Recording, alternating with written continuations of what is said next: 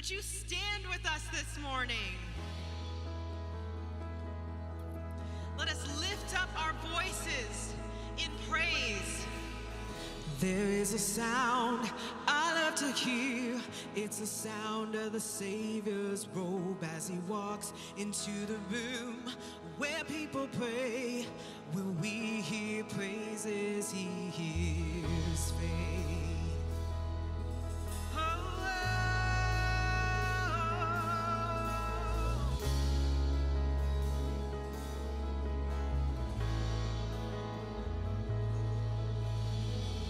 There is a sound I love to hear.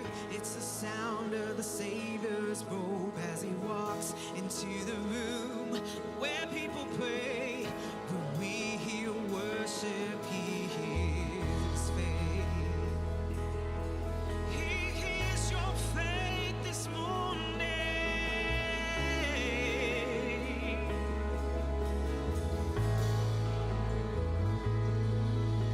Awake my soul and sing, sing his praise aloud, sing his praise aloud. Oh, awake my soul and sing, sing his praise aloud, sing his praise aloud.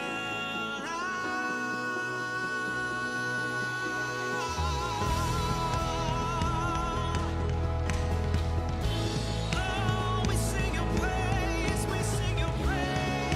today.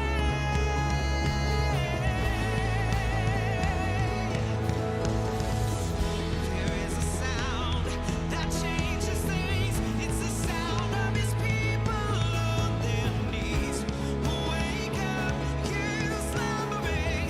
It's time to worship him. Awake my soul and sing, sing his praise aloud, sing his praise aloud. Oh, wake my soul and sing, sing his praise aloud, sing his praise aloud.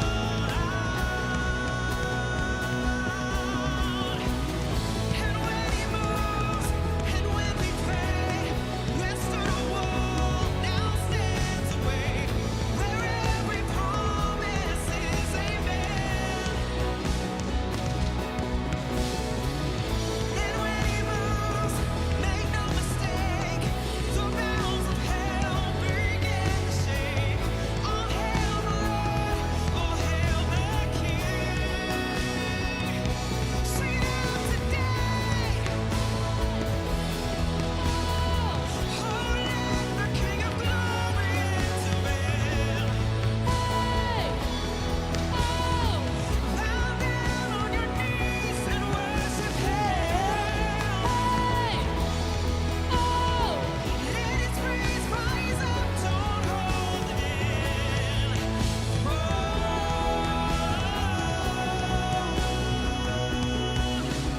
Awake my soul and sing, sing his praise aloud, sing his praise aloud.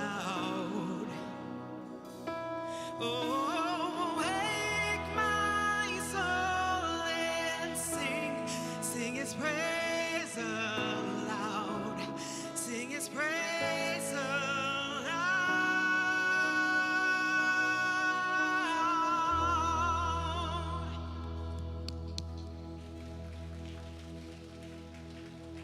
Well, good morning, Gateway. I hope you are awake. You're like, it's the 11:30. We're awake now. It's so good to. That song is such a call to like awaken within us to sing His praise. And so I hope that's the case for you. I want you to know that this is a very special Sunday. My name's Wayne, and I'm your host today. But this is a special Sunday. First off, because I've been traveling and away a whole bunch, and this is the only Sunday in the month that I get to be here. And so I came in this morning expecting a really good Sunday. And I think whether you've been here all summer or whether this is your first time, you should expect a good Sunday. Because today, I believe that this is an opportunity for us to connect with God and experience His presence. This is a place where God desires to meet with you and to work in powerful ways in your life. And so we're excited. It's a great experience we have planned for you today. I'm going to invite the band to continue to lead us and to continue to sing. Let's continue.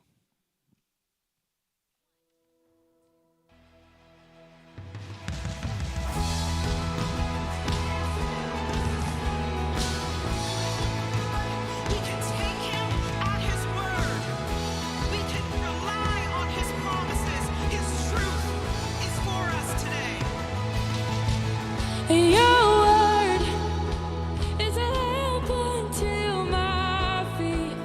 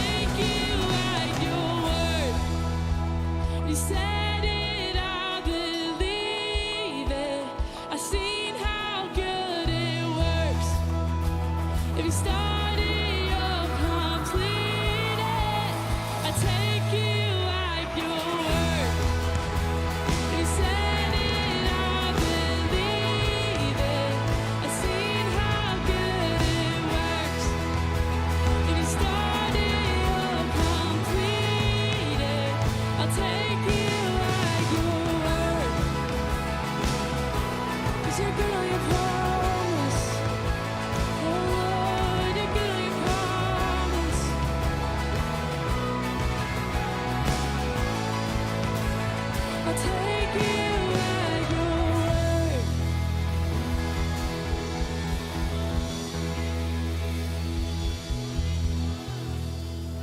So good. You never give up on us. You never leave us. You never forsake us. We can hold on to that faith. We're trusting in you this morning. We're trusting in you today.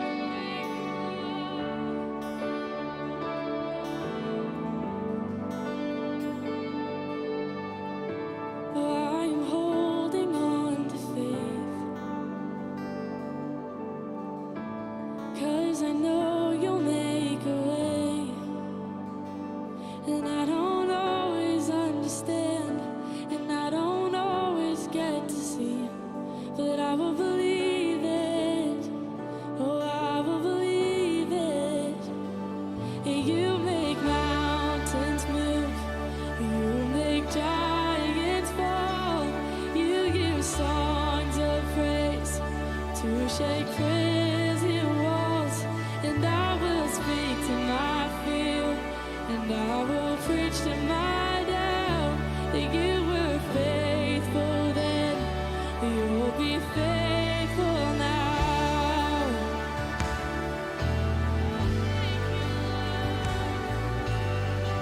Oh, you're so good to me. Oh, I'm standing on your word. I'm calling heaven down to earth, and you will fight my enemies, and this will end in victory, and I will believe it. Yes, I will believe it. That you make mountains move, you make giants fall, you use songs of praise to shake prison walls, and I will break to my fear, and I will preach to my doubt that you were faithful then. You'll be faithful now. Oh, you were faithful then. You'll be faithful now. And I know you never fail. Yes, I know you never will. Yes, I know you never fail. Yes, I know you never will. 'Cause you make mountains move, you make giants fall, you use songs of praise to shake prison walls, and I will speak to my fear, and I will preach to my doubt that you were faithful then. You'll be faithful now. Oh, you make mountains move. You make giants fall. You use songs of praise to shake prison walls, and I will speak to my fear. Oh, I will preach to my doubt.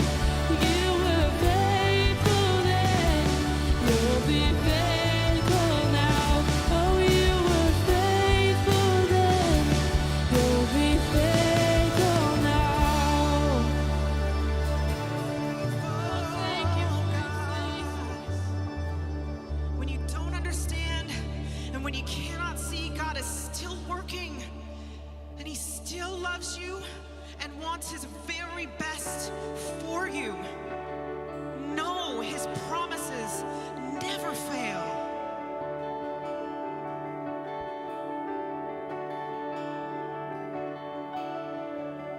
You are with me. What can separate us? You are for me. What can stand against us? Your love, it won't let go. I know it won't. Darkness, shadows have no power over me. Fear is empty. Shame has no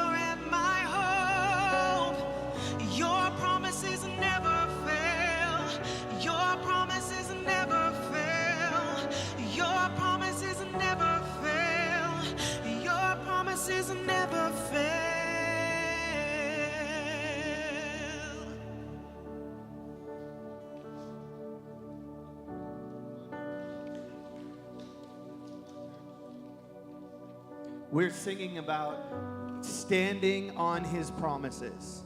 To me, that gives this indication of to stand. To be like, I am standing here on God's promises. No matter what waves, no matter what pressures, no matter what difficulties come my way, I am standing on the promises of God. Because his word says that he is faithful.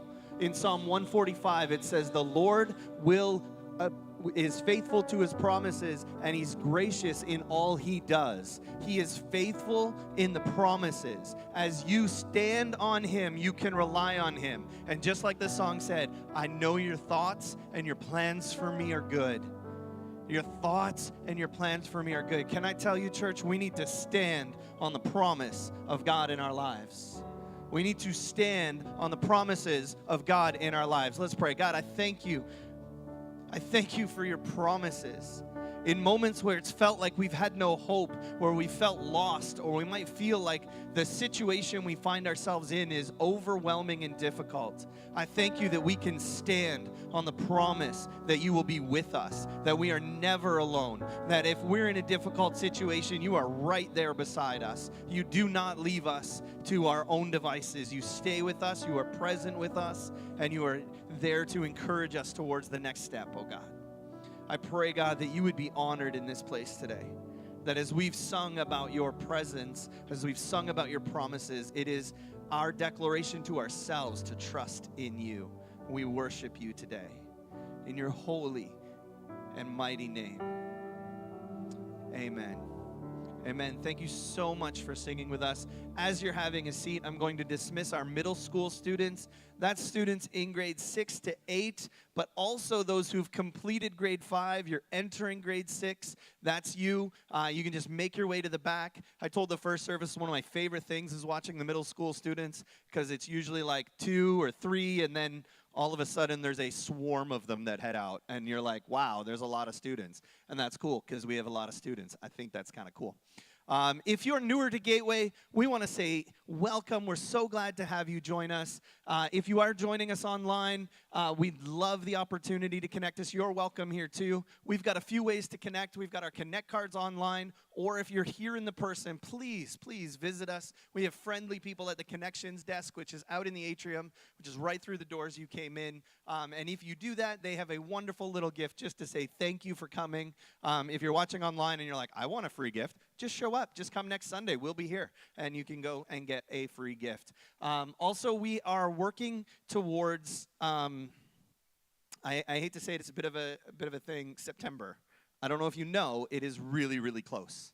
Like, really close. And September means that college and university students will be coming to London, to Fanshawe, and to Western, and we want to invite you to help us prepare care boxes for students. And so I want to encourage you, if you'd like to build a box, just visit the reception desk, also out in the atrium. We'll give you a box with a list of things that you can purchase and put in the box. We'd love to collect them. The boxes are due in 2 weeks on September 1st, and we'll make sure that they get distributed to students who are coming to Western and to Fanshawe.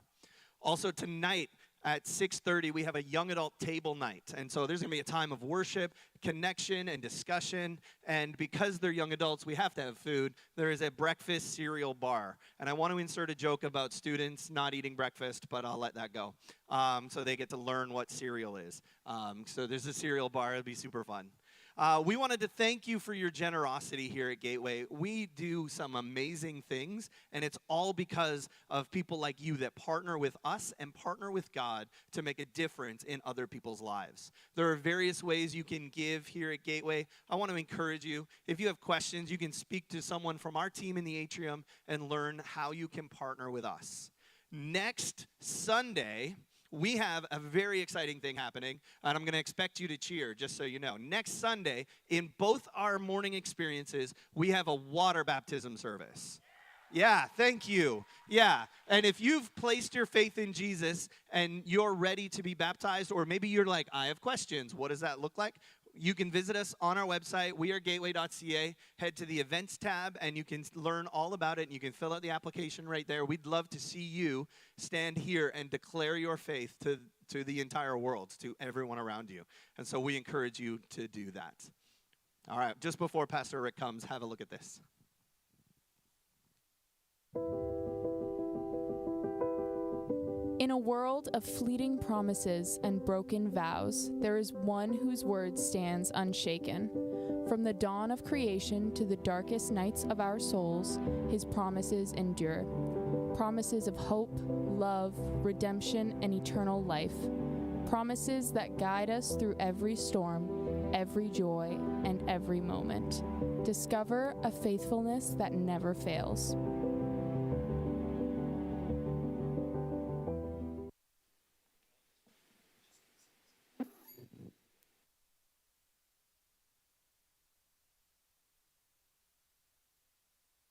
Morning. Good morning. Just before we get into our message this morning, we have a team going to Tegucigalpa, Honduras to work alongside our missionaries and our lead pastors that are down there to kind of come alongside them. We're looking to develop a computer lab at Renovation and Hope Center, which will help educate and create tutoring opportunities for pastors all in that region, as well as for students and those who are growing up. We want to build connections as well in a brand new community called Lomas, which is just kind of up in the one of the mountainous areas of the villages, and there's not a lot of NGOs, not a lot of workers there, and so we are wanting to launch a child sponsorship program. You're going to hear more about this in the months to come. We're telling you all of this today is because in just a few weeks' time, we are going to be having a fundraising dinner to kind of launch this all off on September the 13th at 6 p.m. Now, our goal is to raise $20,000, and if you would love to be a part of that, we'd love for you to come. I'm cooking for that meal, and so trust that you will enjoy what it is that we're going to be preparing. But you can go to our website, get more information, or go to the reception area. If you're not able to attend the dinner, then you can donate towards this incredible opportunity. So, good morning. Thanks for joining us today. Thank you for joining us online, in person, or perhaps you're tuning in a little bit later on this week. I love a good story, don't you? I mean, the last couple of years, I have discovered a fresh new love for reading. I have a voracious appetite to read, and most of my life, career, if you would, I've done, most of my reading has been about how to be a better me, how to be a better person. And so in my early years as a pastor, I would read books on how to become a better pastor. I read a tremendous amount of leadership books on how to be a better leader. I've read books on how to be a better husband and better father, and it remains to be seen how that worked out. But I've always done my very best to try to better myself and to read. But in these recent years, I have just simply fell in love with the story. I love reading the story. And when it comes to my upbringing, I think that love for the story really came from Disney. Just over 100 years ago in 1923, Walt and Roy began the Disney phenomena, if you would. They were the ones who made cartoons what they are today. But at the heart of everything that they did, their desire was to imagine and to animate. To imagine and to animate the story. They were the ones who perfected, and you know how this goes, and they lived happily ever after. I love how that happens. When I was a kid growing up, I used to, of course, back in those days, it was the Western, and they all died. And the gunman killed them all, and then the gunman got shot, and he didn't make it, or he rode off into the sunset, and he was all by himself and kind of lonely, and those were kind of the endings of the stories, but I really do love a good ending. I love that, and they lived happily ever after. The Bible is God's story. It's a story of love. It's a story of redemption, a story of hope, and this story comes with a great ending. That's what I want to focus on today. The great ending to God's story of love. Now, this summer, we've been looking at the promises of God, and that whatever God promises, whatever promises that He has made to us, we can trust them to become a reality. Even though we may not always see or expect them to turn out the way they did, we can trust His promises. Why? Because they're tied directly to the character and the nature of God Himself. So that if God said it, it will. Because a promise is a promise. Pinky swear. Today I want to look at His promise to return. God's promise to come back for us. Jesus said in John chapter 14, "If I go and prepare a place for you, I'll come again and I will take you to myself, so that where I am, you might be with me always. In fact, if you were to go fast forward to the very end of the scriptures, the last book of the Bible is called the book of the Revelation. It's John's revelation of what the apocalypse, or the end of the story, is actually going to look at. And if you go to the very end of that book, at that very last chapter, it says, "He who testifies to these things says, surely I'm coming soon. I can trust that he is coming back for me, and he wants to come back for you, and for you, for you." So what happens when I die? How does the story end? How does my story end? How will your story end? I mean, does your entire life history pass before your eyes? You know, like in those movies when someone's about to die and you see all these flashing boom, boom, boom, boom, boom, boom, and you see everything from birth blah, blah, blah, blah, blah, up until that very last. Is that how it's going to end? Is there a winding tunnel somehow? Is that true? And people will describe there's this winding tunnel and there's this bright, bright light, and you're walking through this dark tunnel and you come to that bright light at the end. Perhaps for some, do we go somewhere to wait? Like, is it a waiting room?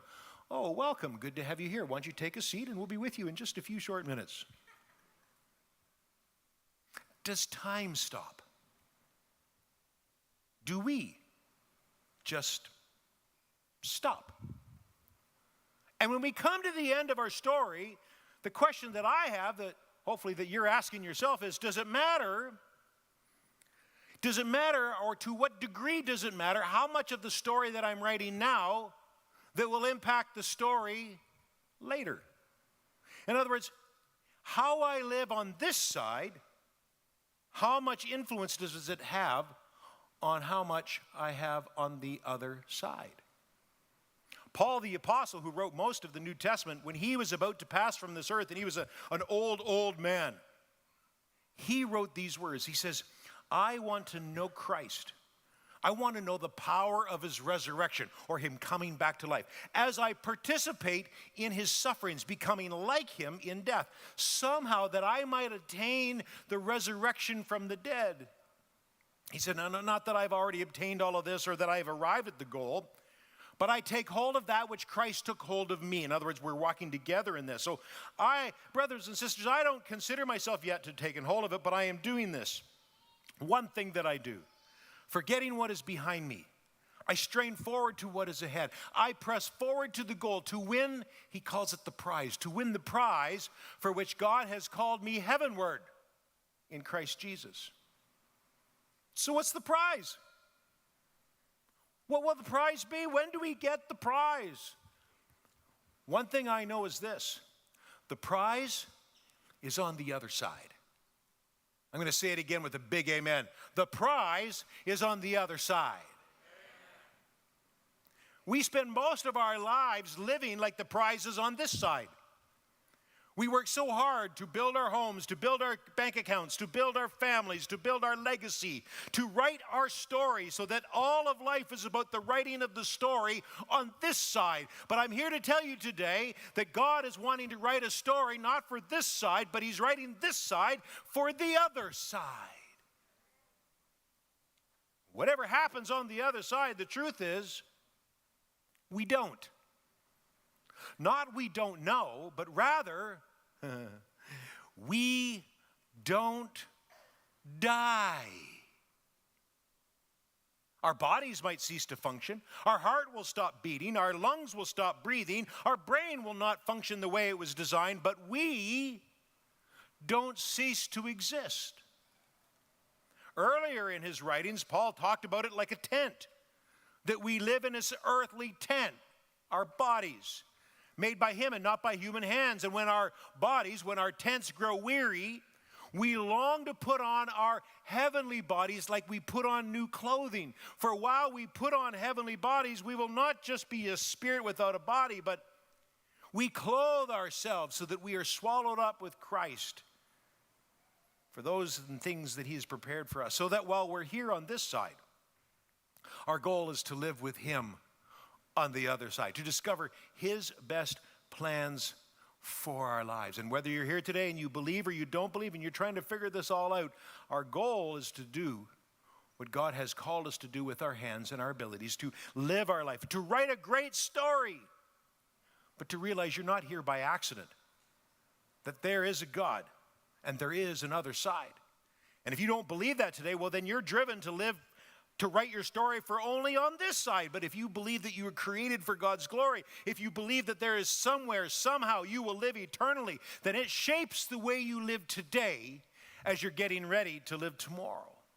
Now, as I thought about this promise and I thought about going to be with him and all of those things, I can't honestly say that I've had too many moments where I thought I was going to die. I'm sure I've had some close calls that I was aware of or not aware of, but I have not had significant moments where I was clinging to that promise for, as we say, dear life. I want us to spend some time together today with someone who has, on many occasions. Barry Sloan White has been a colleague, a friend, a mentor, and advisor to me for some 26 years. He is a person who's spoken to my life on many occasions, and whenever I needed advice or direction, he was one of the voices that I could always count on. Actually, he was part of the pulpit committee that actually brought Cheryl and I here, and we began our days at Glad Tidings, or now Gateway Church here. So I guess you can kind of say that it's his fault we're here anyways. For more than 25 years, I can always say this: he was always just a phone or a text away, no matter where he was in the world. Giving leadership to Compassion Canada as the CEO for more than 30 years. Many of you might not know him because he spent so many of those years in airports all over the world. And so whenever I would text Barry, it always started with the same question. Well, where are you now? And sometimes it'd be Jakarta or India or Lima, Peru. It would be Australia, somewhere, but it was never, I'm home. I can honestly tell you, I don't know of anybody who has cheated death more than this person. I have never prepared in my mind someone's funeral more than I prepared this guy's funeral. I don't even know if he would ask me to do it, but if I got the chance. So we're going to tell some of those stories of how these moments have affected that promise in his life. Would you put your hands together? Would you welcome my friend, Barry Sloan White?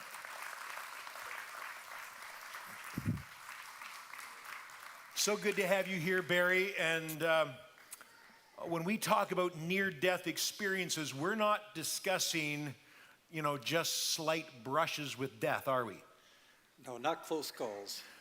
They were the actual, I am dying. This is a done deal. This is over and out sort of thing. Yeah, this one's finished. There's no way out. Yeah, and now we want to cover a lot of stories. There's actually about 7 of them, so I want to get right into it today to be good with our time. Age 6, let's begin at the very beginning. Tell us about what happened at age 6. You were on a farm, and you were like every young boy who's curious on a farm. Yep, we didn't have a whole lot to do, play with, no toys, stuff like that, so we had to create our own fun. So just before my 7th birthday, the summer, I was, we had, as many boys did then, we used to collect old used gun shells. So if our parents, if our fathers were out hunting, or if they were at target practicing, we'd collect the little shells, usually 22 shells. Yeah. And we'd break off wooden matches, put the head of the matches in there, stuff it as many as we can, burr it shut with a hammer, then put it on a rock, hit it with a hammer. Yeah. Little I did that as a kid. Firecracker. Yeah. And if we really had a lot of them, we'd go to the train track nearby and we'd place them on the rail. And when the train came by, we'd listen to the pop, pop, pop, pop, pop. So that was exciting. Lots of fun. So this particular summer, the next door neighbor, the farmer next door, was doing some excavating. He's going to be building, and they were using dynamite to remove some of the rocks. Okay. And of course, that was, to a young boy, bored to death. That's a living on big farm. boom. That's a big boom. That's a big, woo. And I remember one particular day, I was so curious. One particular evening, after all the work people had left, I kind of meandered over and was looking around the work site, and I discovered this little box. And I opened the box, and whoa. I mean, I had been used to little 22 shells that are about this long, right? Yeah. This was a box full of shells that were like 2.5 inches long, like 6 millimeters, and a 1/4 inch wide. And they were silver, and they looked so, and all I'm thinking is, I bet you they'd hold a lot of matches. Right? bet that'll make a big boom. I took a handful, stole them. I did ask God to forgive me later. Put them in my pocket, brought them back, and I thought, before I show my friends tomorrow, I'm going to try one and see what it, see how many matches I can get in it. Yeah. So went out to our little farm, a little barn. The barn had a cement floor, a rough wood ceiling with some hay, and then the roof.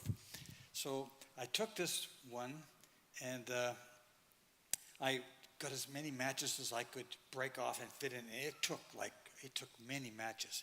Filled that sucker right full, burred the end shut, put it down on the cement floor. Found the biggest hammer that my dad had in his tools. It was a 2-pound ball-peen hammer, as was the round head on it.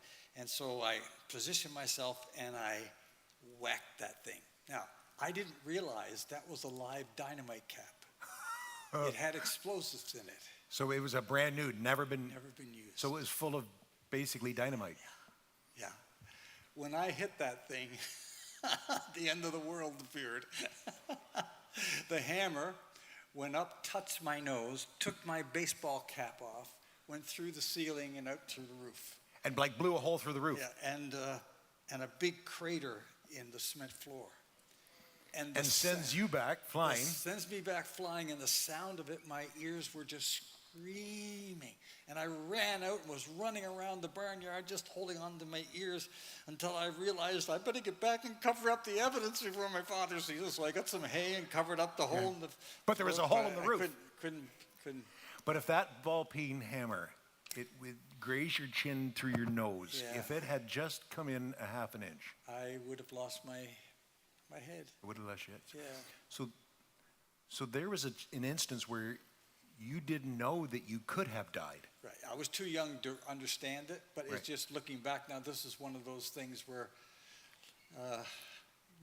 God was very real in protecting me. And sometimes that's the reality of our experiences in life, that many times we're facing death and we don't know. We don't realize it at all. And oftentimes it's someone else's prayer. My mother used to pray for me every day, and so I imagine I can see why. Even now, I don't want to ride with you in a car anymore. If you know Barry, if he ever shows up as an Uber driver, don't get in. Fast forward, age 9. You're still at the country house living with your family. Still there. And we weren't well off people. I never had a bicycle. My older brother, Boyd, was 5 years older. He went to a different school, so he had to get on a school bus and go to a different community to school. He had gotten a brand new bicycle for his birthday. His birthday is August, coming up.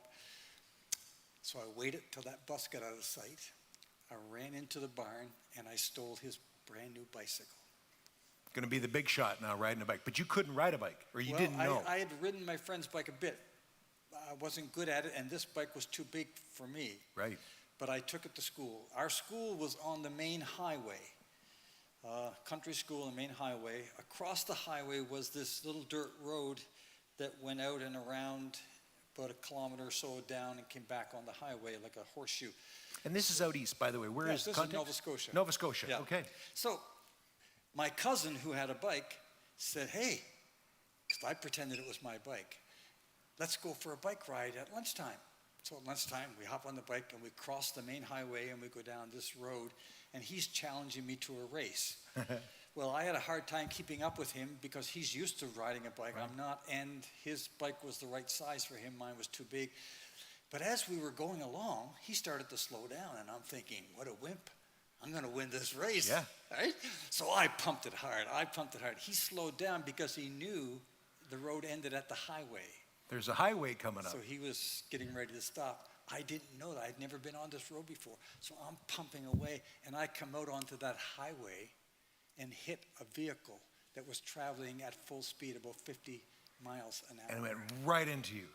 Drove right into it. My bike got caught in the back wheel part there. And it drags you. It dragged me and my bike on this side of my body until he could get stopped. Now, this wasn't an ordinary car. No, this was not your typical passenger vehicle. This was a hearse. A brand new hearse. By the way, a hearse, for those of you who don't know, a hearse is what they put coffins in when they transport bodies that have passed away to the gravesite. The undertaker and his helper had just gone to the dealership, car dealership, and just purchased a brand new hearse that just came in, and they were taking it back to the funeral home. So you were the first recipient So because they think you're dead. once he got the car stopped, they come out and they couldn't find a pulse. So they put me in the back of the hearse and took me to the nearest town, which was Bridgewater. The morgue was next door to the hospital, so took me right to the morgue. They took you to the morgue because they think you're dead. Right. Pull up to the morgue, and the story that was told to me by my parents and the people at the hospital, the mortician came out to receive the body and asked, "Are you sure He's dead. He's dead? Have you checked?" Yes, we checked. So he decided one more time to check, and he found a faint pulse. So took me from the morgue next door to the hospital, where I was unconscious for 2 weeks. I had 100 stitches in my head. This ear was hanging by a thread because it drugged this whole side of my body. This arm was broken in multiple places and all just raw, this side of my body. And you lied in a hospital bed unconscious for almost 2 weeks yeah. before you came to. Yeah, so after lunchtime, so while I'm now in the hearse and at the hospital, I didn't show up back at school, so the teacher calls my mother Yeah. and said Barry played hooky. He didn't come back after lunch, so my mother's quite upset and ready to Kill you. apply some discipline because my mother had 5 boys and she knew how How to do that. How to do that. So by and by, a knock comes to the door, and it's a policeman. And my mother tells me this quite dramatically. He said to her, "Do you have a son named Barry?" And she goes, this is a caring mother. "What did he do?" Is he in trouble again? Because she had the phone call. Yeah. Right? So she expected I did something, I'm in trouble. The police call. And they said, "Ma'am, you need to come with us. He's in the hospital, and we're not sure if he's going to live." And so they take her. My father was away working in the city, so they take her to the hospital, and God was gracious to bring me through that. And you survived. I survived. You survived. In all of these stories, you were a Christian at this time? Yeah, I accepted the Lord that same year. Okay. So when I was Interesting. 5, I accepted the Lord as my Savior, yeah. So even as a child, though, however, the concept of, as I opened with this, writing a story, telling a story, the end of the story, heaven, was heaven real to you? Did you ever think about dying, or like probably not at 6, 7? Not at 6, and even, even at 9, probably not so much thinking about dying. Although I'd heard lots of Sure. sermons at the church I grew up in on Yeah. dying, but I always thought of hell, scared to death of hell. So Right. I want to be a Christian because I don't want to go to hell. Yeah, so they scare the hell out of you so that you can actually Yeah. love heaven, but Yeah. they're really not infusing the love of heaven in there. Yeah. No. So let's fast forward now. You're 16, you're at a lake, you grew up on a farm, so of course you don't know how to swim. No, so we moved to the city when I was 11. One of my best friends, my very best friend, Bobby Thompson, went to church, same church. It was Saturday, hot Saturday in the summer, and he said, "Let's go to the lake." So we went to a nearby lake where it was kind of like going to Port Stanley, big lake, big beach, hundreds of people. It was a hot day, hundreds of people there. And he knew how to swim. I didn't. I didn't want to say, "No, I'm not going." I didn't want to be a coward, so I went. And at 16, you just 6 fake down, it. just fake it, because you get really that's what good. you do. You get really good at that. So he jumps in the water and goes swimming, and I wade out and I splash my arms, pretending I'm swimming and having fun, And But your feet are on solid rock. yeah, the water was up to about here, and I was careful not to go out too deep. As I'm doing that, like again, hundreds of people around, lifeguard up on the big platform there, people around. A man about as far away as that curtain, a man starts yelling, "Help, help," and then he'd disappear. And then he'd come bobbing back up, "Help, help." And I'm thinking, like, does nobody see him? Does nobody Yeah. hear him? Like, does the lifeguard not hear this man's in trouble? Yeah. and I didn't instinctively go to help him because I Can't swim. don't like water, Yeah. right? But I'm going, he's not that far away, so I wade over to him, not realizing that just in front of him is a straight down drop, right? He was in deep water way over his head, and he was coming up for air and going down and coming up for air. So I just reached out my arm to him so I could grab him and pull him toward me, and he was in such a panic that he grabbed me and pulled me down and got on top of me, put his feet on me to get up to get air, and I didn't have chance to grab a breath before I went down. I didn't think I was going. And I mean, I can imagine the panic.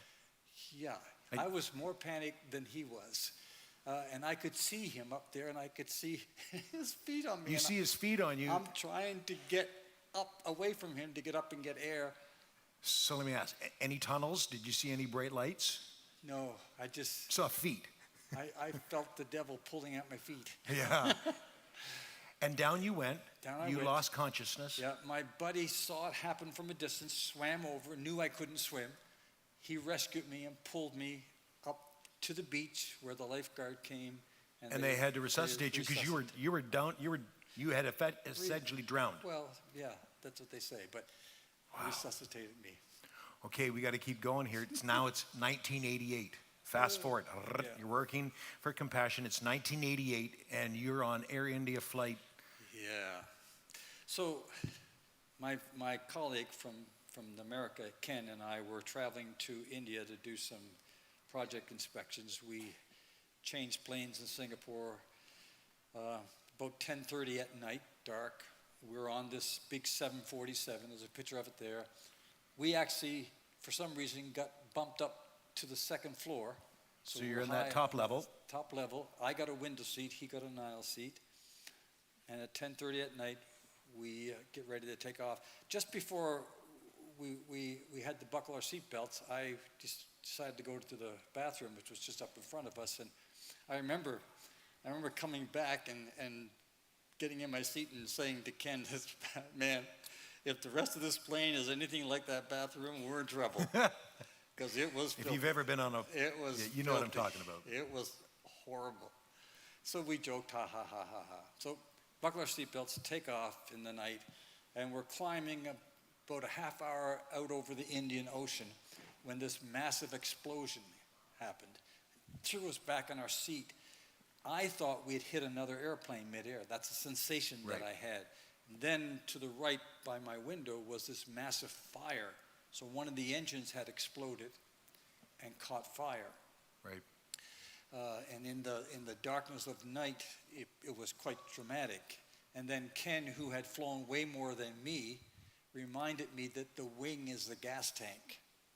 Yeah, most planes, that's where the gas is held. That's where the gas tank. And with an explosion like that, you can pretty well be sure there's shrapnel, there's pieces of metal that may have penetrated the wing, and it's just a matter of seconds before this plane explodes and we're That's it. gone.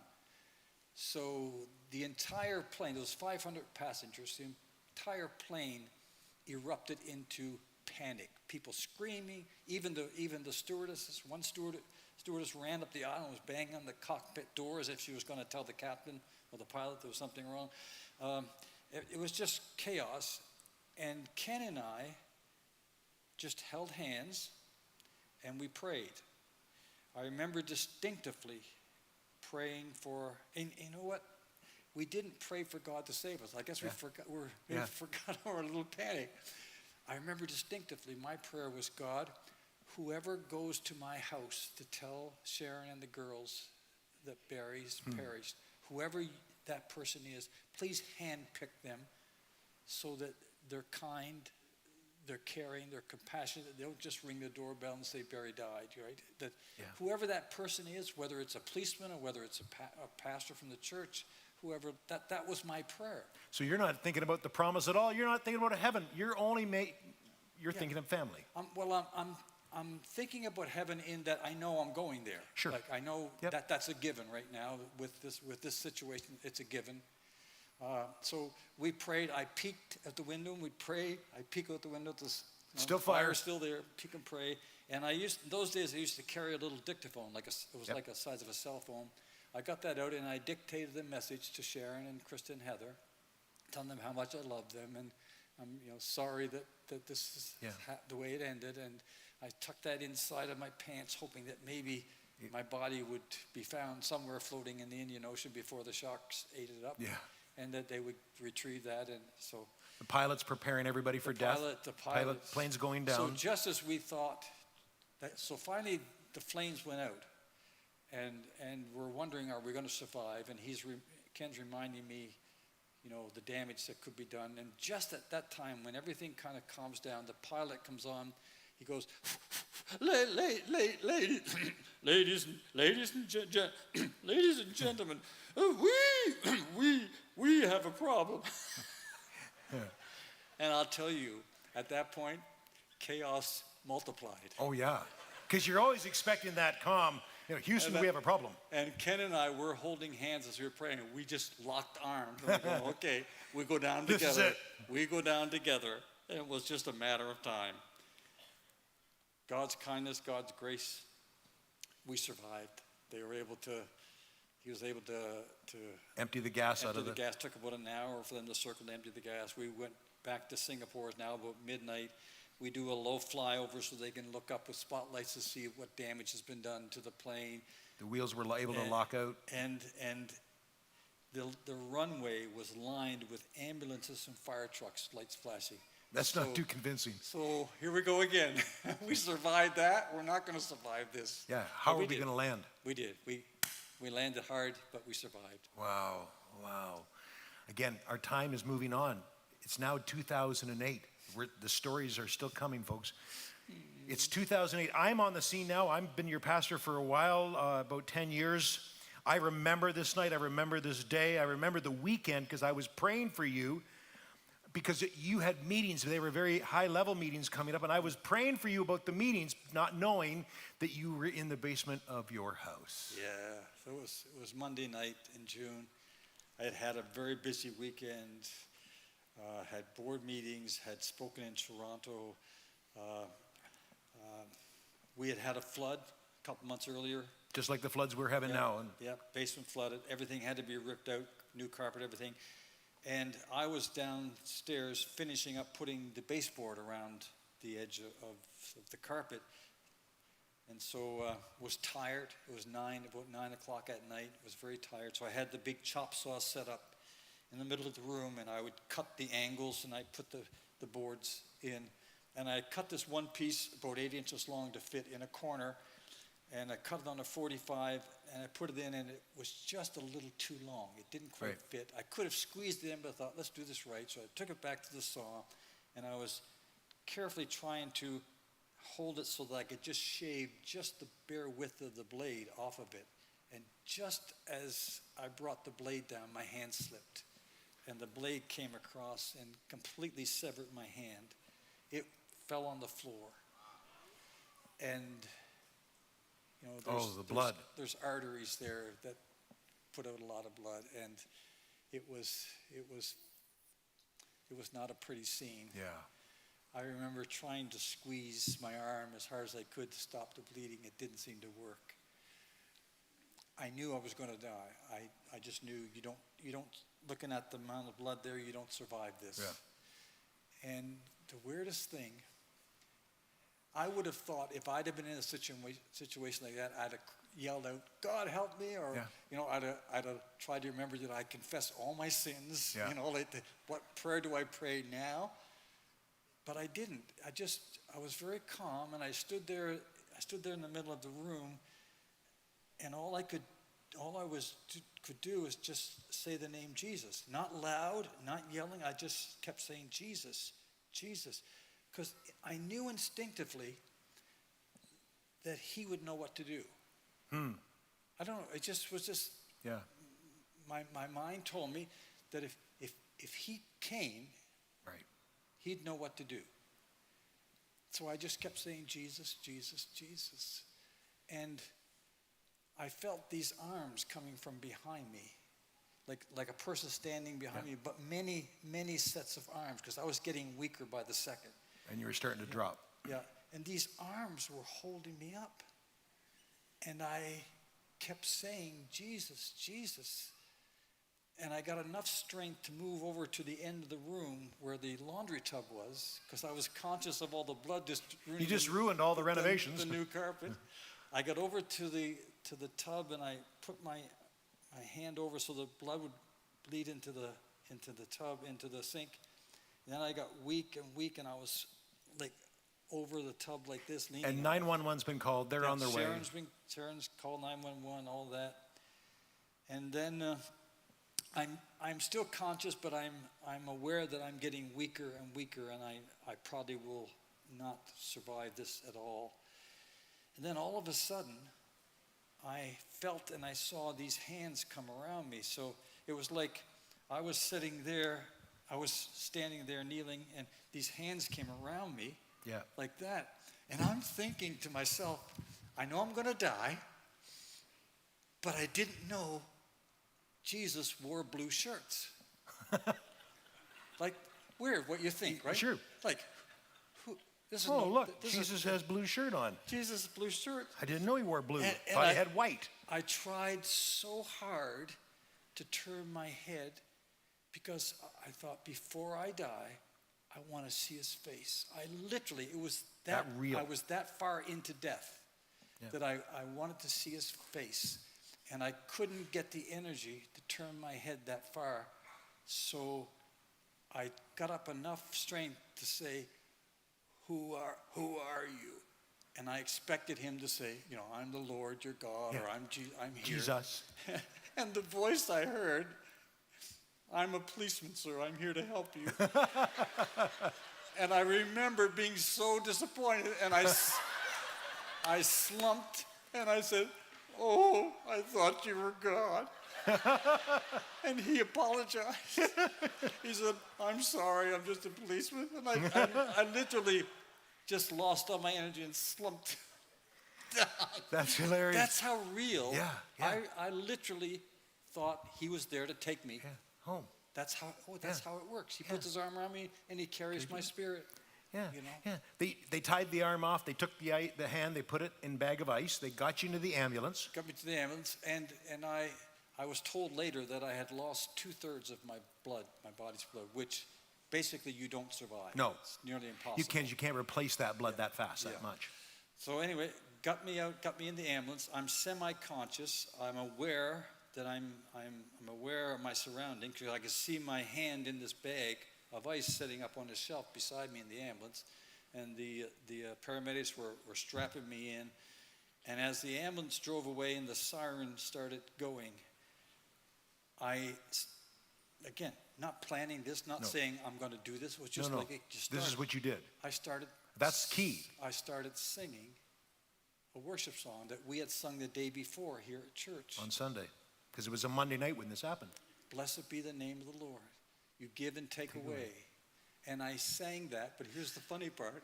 In my mind, I was singing it, hearing Tim Swint's voice, because he led it the day before. I don't hear me sing it, I hear him sing it. You hear his voice. And I sang. We still hear his voice all the time.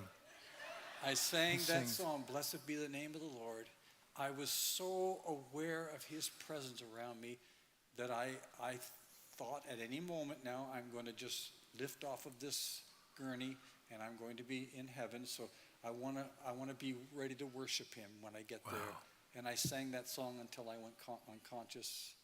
I remember that. I got called to the hospital and I wasn't able to access you or your family. And I remember sitting in the weight room just praying and thinking about your funeral because they weren't sure that you were going to survive it because of such grave blood loss. And I remember the miracle of when they said that you were actually going to survive, that you were going to make this. And it was quite remarkable. Well, fast forward again.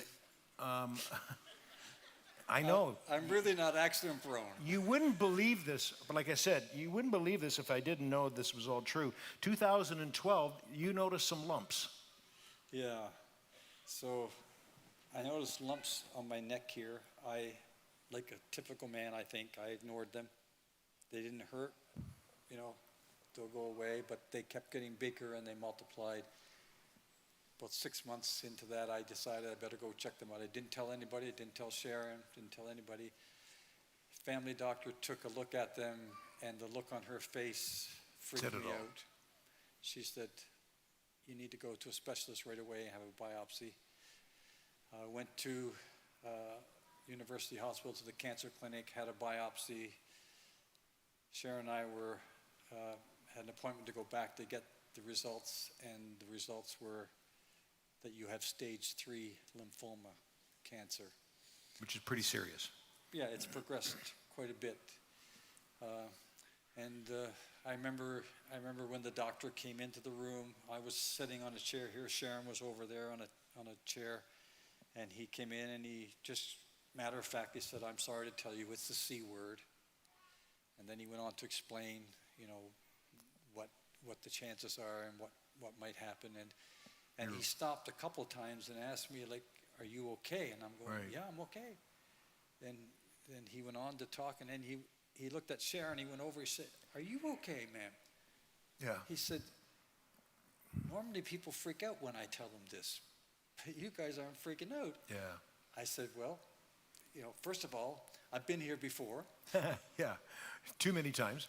and I have a God, and I trust God, whatever happens." And he goes, "Well, that's nice, Mr. Slomway, that's so Yeah. nice." He wouldn't believe your story. No. So we got the diagnosis. He said I have to go immediate into chemotherapy and then radiation. And went through that, went through the full It was chemo. pretty tough on you. It was hard. I thought the chemo was going to take my life more than the cancer. Yeah, and there's this sense sometimes when you think you think that death is on its way, and then you have situations where you wonder, why is death not coming faster? Yeah. You wish it would come. I got to a point, my last chemotherapy was the week between Christmas and New Year's. I got to that point where I was kind of saying, "God, okay, I've had enough. I think I'm ready. You can finish, you can take me." Come back now. Yeah. Yeah. He didn't. I survived that, did radiation, survived all that, and thank God. And you're cancer-free today. That death experience. Yeah. Yeah. But we're not done. It's 2010, the day that the world will never forget. January the 12th, 2010. You are in Haiti. Yeah, so the worst earthquake in the Western Hemisphere. I was right downtown Haiti in the middle of it. Port-au-Prince. Downtown Port-au-Prince. Almost 300,000 people Were killed. I've never seen so many dead bodies around me, buildings collapsing on the street. You were actually driving in a vehicle Yeah. while when the earthquake actually started. Yeah, and I watched people die right beside me. I watched a vendor, a lady that was selling mangoes. The cement wall fell on top of her, and blood started running out everywhere. And we were on our way from the airport up to the hotel, the Montana Hotel, where I had two colleagues that had arrived earlier and were waiting for me. We were going to meet there and have dinner together.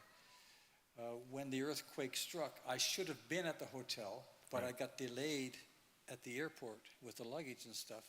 So we were behind quite a bit. Had I been on time, Right. I'd have been with them in the lobby. Well, the hotel collapsed. I think we have a picture of it here.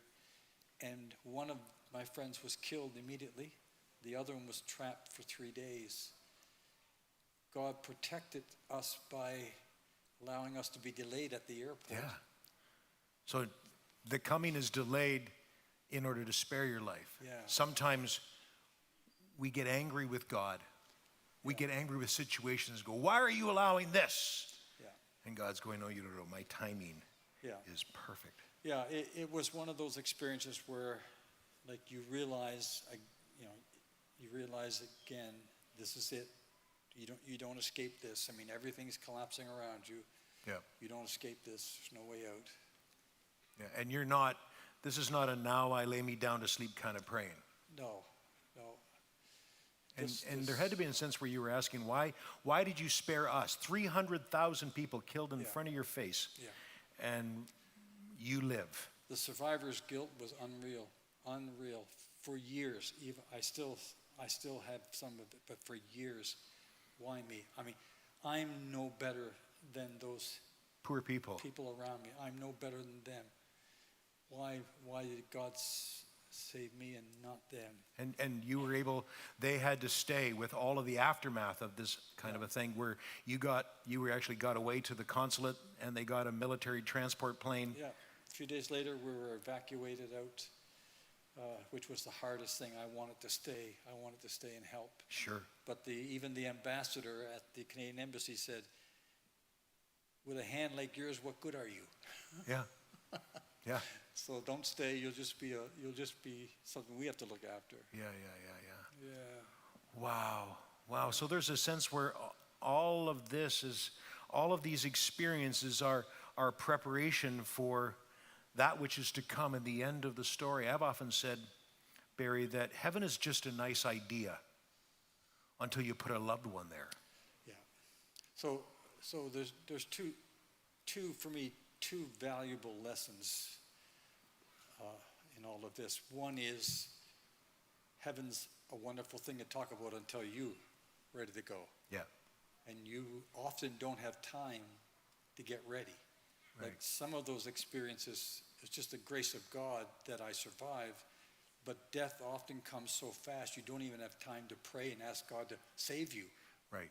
Or forgive you, right? And even when you know that it's coming, there's so much panic, Yeah. there's so much happening around you that you can only focus on this one thing. And quite often it's not God or But heaven. in all of those situations, especially in my adult life, in all of those situations, I was so aware that I was going to heaven, that I really didn't panic. In none of those situations did I panic at all. And that's not pat Barry on the back how brave and strong he is. That was just God, just overwhelming with his presence. So that's one thing I learned.